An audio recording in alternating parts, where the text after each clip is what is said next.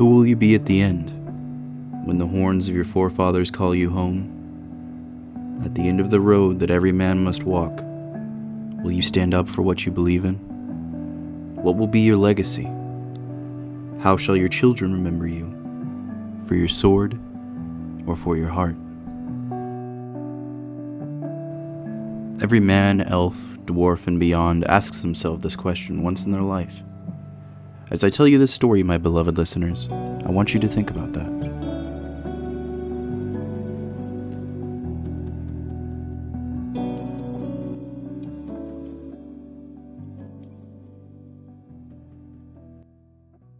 Alright, welcome back. Hurry, gather round the fire. The sun is set and the moon is almost full. There's a fresh pot of stew if you'd like some. Allow me but one moment to light my pipe, and we shall begin. This is the perfect time to tell you another favorite story of mine. A tale of a man whose name you've heard before.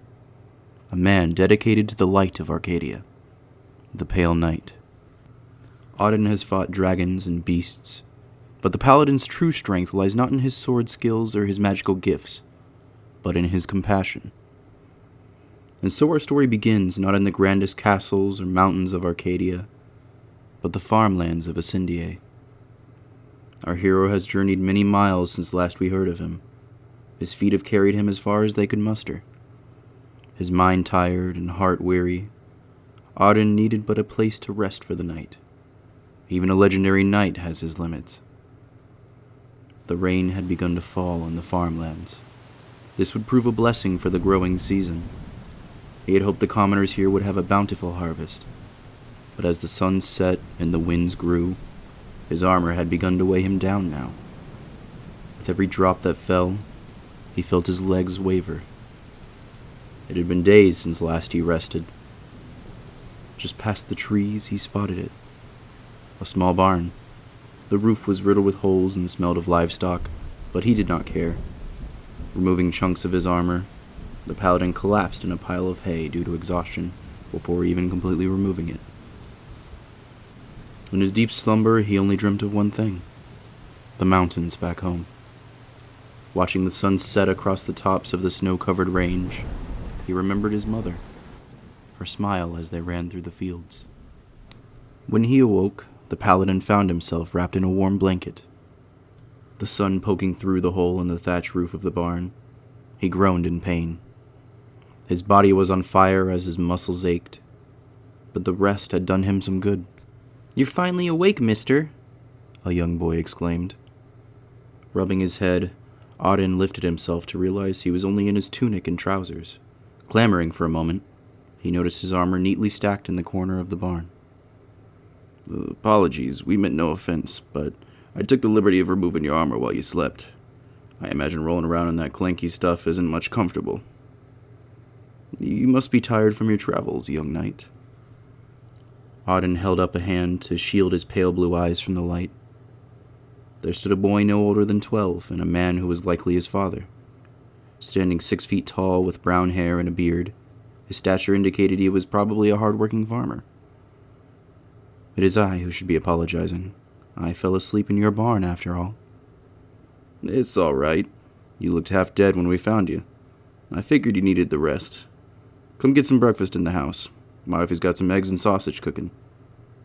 Aeryn nodded. Dusting himself off, he stepped out of the barn. The fields here were so beautiful. The farm was small and simple, but it was well taken care of. So the knight joined the family for breakfast. He had been eating in taverns and inns for far too long. A home-cooked meal seemed nice. "Thank you," he said to the farmer and his wife. "Think nothing of it. We're delighted to have some company," the woman replied. She had a bright smile. It had been many moons since he experienced such hospitality. Arcadia was a wonderful continent, but people were wary these days. To have someone open their home to him was comforting, to say the least. Comfort he had not known in recent years. "Is there anything I can do to repay you?" "Well, I hate to ask, but we could use some help around the farm. We'll feed you, and you can sleep in our spare room instead of the barn this time." "Does that mean we get to keep him, Papa?" "No, son. He's just going to help out a little bit." Auden smiled. He did not mind helping out. After all, these people had helped him in kind. So he stayed, clearing some brush and muck from the fields, fixing chicken pens, whatever they needed. Auden had grown up on a farm, after all. He was accustomed to manual labor and hard work. While it was not fighting monsters or bandits, this was exhausting and respectable work nonetheless. Taking it in as the sun set on the first day, the eastern mountain range in the distance reminded him of those back home. His mind seemed to dwell on the past lately. After a hard day's work, Auden had a nice bed to sleep in. It was more than he could ask for. Being a wanderer or nomad of sorts, he often slept in barns or uncomfortable inn beds. But this was nice. It was soft, but not too soft. The nights here were better than any previously. And even so, he dreamt of home. Day in and day out, he helped around the farm. After a few days, they managed to get things back in order around the place. The harvest season would soon be upon them. There was much work to do. Auden sat with the young boy, eating a sandwich and watching the horses run across the plains. They sat in silence, happy just to have each other's company. But there was a sense of unease in the air. You see, before Auden arrived in the farm, he was tracking down bandits crossing the border from Adelgis into Arcadia to kidnap locals and sell them into slavery. This had been happening for years on the border, but it seemed as each moon passed, the bandits grew in numbers, and they delved further into Arcadia territory. Countless guards and knights were sent to help, but to no avail. There were simply too many. Auden had managed to ambush a camp of these mongrels. Since then he had not seen any in the forest or farmlands. But it was quiet. Too quiet. The Pale Knight was not naive enough to believe he had beaten them. No. They were regrouping. He had to do something. I've enjoyed my stay, but I feel like I'm imposing now. So I'll be on my way in a day or two. He approached the farmer to talk. Auden did not want to overstay his welcome, and he needed to get going. Oh, it's no worry at all. Honestly, it's been nice having someone else around. Stay as long as you like. Once you get back on your feet, we'll send you off with some supplies. Auden smiled once more. He found himself doing so far more often than he did elsewhere. It was simple here, calm. The inner peace he had so long wished for was abundant here. But it was overshadowed by something else. The pull of his code and sense of justice would always win over such feelings. He felt it every day, even in small doses. The need to get out into the world and do some good. This was what it meant to be a paladin, after all. That night, Auden found himself restless. Unlike the previous nights where he had found slumber so effortlessly, escaping into the world of his dreams. Tonight, unease enveloped his heart. But why? Unable to put a finger on it, he tossed and turned for hours, until his nose began to twitch.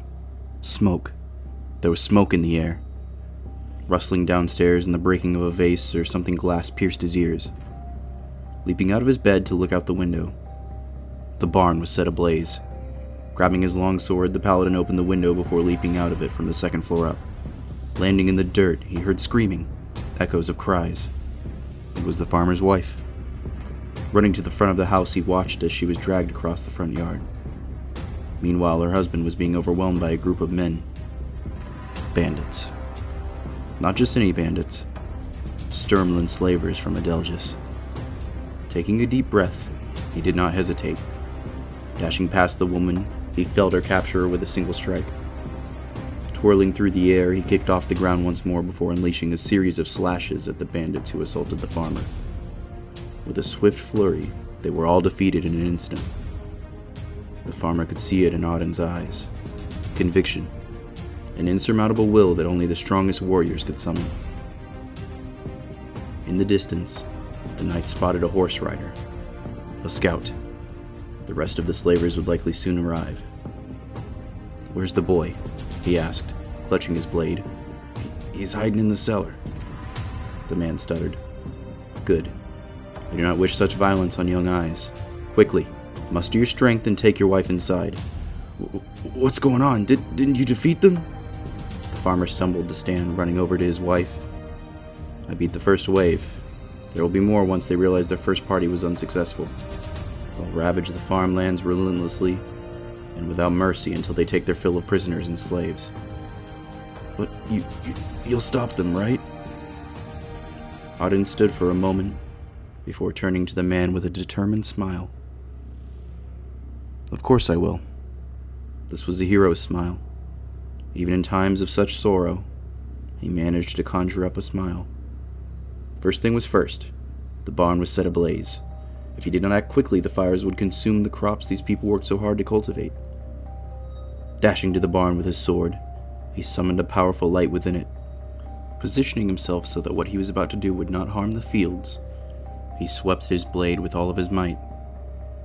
His arms began to pulse as his muscles expanded and were filled with magic. The swing of his blade was powerful enough to send a gust of wind that quelled the fire instantly. He saved the crops, but they did not go unscathed. The force required to create such a gust was far more than any ordinary man could muster. The bandits would be coming soon. He did not have time to don his full armor set. He was only able to put on his left arm's plates. They would suffice as a shield for this fight. Aeryn could see them now, dozens of men converging on his position. They likely had felt the gust of wind he created earlier. Now, he had to fight them. There were so many. This was an entire raiding party. Clutching his sword even tighter now, the men began to charge him. Several were on horseback. They would likely prove a problem. He had utilized quite a bit of mana to provide that gust earlier. What he had left must be used conservatively and wisely. Focusing magic into his feet, he kicked off the ground when one of the horsemen charged, and took him from the horse with a single strike. Now, the fight began. Dodging blow after blow, he was engulfed in hundreds of sword and axe strikes. Deflecting arrows and breaking blades, Aeryn gave this fight his all. Maneuvering his feet, he easily dodged every slash and hacking weapon that came his way. An arrow pierced his shoulder. Groaning in pain, his wound began to glow with light magic before it was expelled from his body. Letting out a battle cry, he drove his left fist, the armored one, right into the face of a bandit, sending him tumbling across the ground. Throwing his sword across the field at the archer who wounded him, the man was pierced before he could even react. Kicking off with all his might, he landed next to the man and grabbed a sword before rolling across the dirt. Their numbers grew by the minute as bandit after bandit swarmed him. He was surrounded by ferocious and bloodthirsty men. Is this all the strength you cowards can muster? Come then, show me your frail convictions. Blood trickled down his brow. He had been cut during one of the scuffles. As blood poured down his left eye, Aeryn dug his feet into the ground. If this was to be his last stand, then he'd take all of these villains with him. This was not the first time a hero had stood before the bandits of Sturmland, but it would be the last if Aeryn had anything to say about it. Be it a crimson blade or a pale one, I will not allow you to move any further. You will not take a single step towards this farm. His eyes were sparkling like diamonds, but there was a fire within them. His words would soon ring true as a bandit tried to step forward and was instantly dispatched by the paladin. None took a single step without facing Aeryn's blade or light magic. Even as his body screamed and his muscles ached, he dug his feet into blood-stained dirt deeper, holding his ground. Twirling with a slash fueled by light and justice, he knocked back several bandits into the earth. Lifting his blade into the sky, Aeryn unleashed all the magic left in his body, creating a light bright like the sun. All of his enemies were blinded in an instant. They stood no chance against the might of the pale night. The sun rose on a new day, and only one man stood in front of the fields here. Aeryn. The family was safe in their home. The people in Arcadia could rest easy knowing he had fought for them. Soon the legends and tales of this act echoed throughout the entire kingdom. But the paladin saw no glory for this day. It was simply his duty, a duty all paladins who remain in Arcadia must uphold until the end of their days. So I ask again, travelers and adventurers, how do you want to be remembered in the end? For your heart or your blade?